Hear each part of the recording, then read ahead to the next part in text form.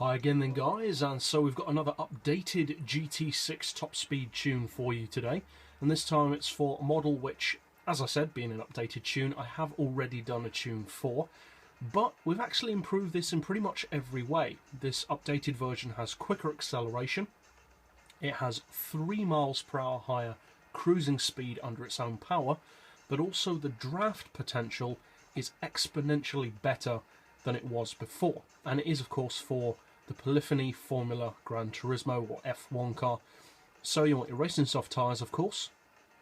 For suspension, we've actually got a very similar setup to my updated prototype tunes, where we've got the rear ride height as low as possible, front 10mm higher, springs on 17, dampers we've got 1 on compression, 3 on extension, anti-roll as low as possible, with neutral camber and tow. For the gearbox, we want an auto setting of 230, then we've rounded off the individual gears to 6.7, 4.5, 3.325, 2.575, 2050, 1675 and 1375, with a final drive of 2.7.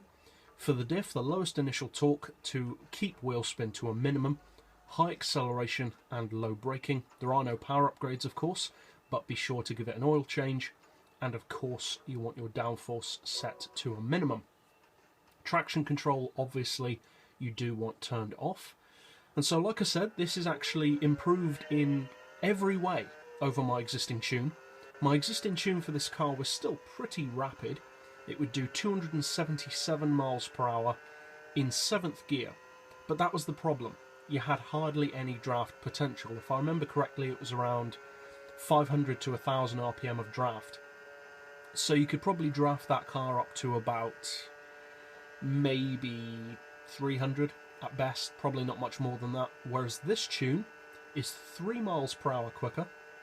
It cruises at 280 under its own power, which is a lot faster than the Art and Senna Formula 1 car, the Lotus 97T. A lot faster, over 20 miles per hour faster, and it does it in 6th gear now instead of 7th, so you've got a little bit of draft potential in 6th, about 200 RPM-ish, well actually less than that because it changes up if you're using an auto box, but you've got about 100 or 200 RPM of draft potential in 6th. Then when you change up to 7th, you've got a whole new set of revs for your draft potential, so you can easily slipstream this car well over 300 now.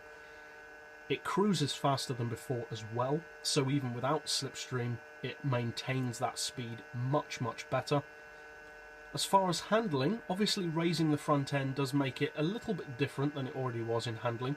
Not necessarily worse though, it's still very pinpoint accuracy that you'd expect from a Formula car, and it can take the corner perfectly as you'd expect from a car that's so lightweight and has so many aerodynamic aids. As far as how it takes the corner at speeds of over 300, well, that I can't say because I've never actually tried it, so you guys will have to be my test drivers to some degree in that regard. And interestingly, I also found that this paint job, you can't really see it in this video, but this paint job is actually chrome. And I don't know about you guys, I'm sure there were those of you that did realise, but I didn't realise you could get this car in chrome. If you buy it in the dealership and scroll towards the bottom of the colour selection, about the probably 3rd or 4th colour from the bottom is chrome, which is pretty cool, I think. I know it's kind of a little thing, but still, I found that quite interesting. So, if you decide to use this updated tune, it's certainly more competitive than before, so I hope you find it helpful and potentially win races with it if you do decide to use it.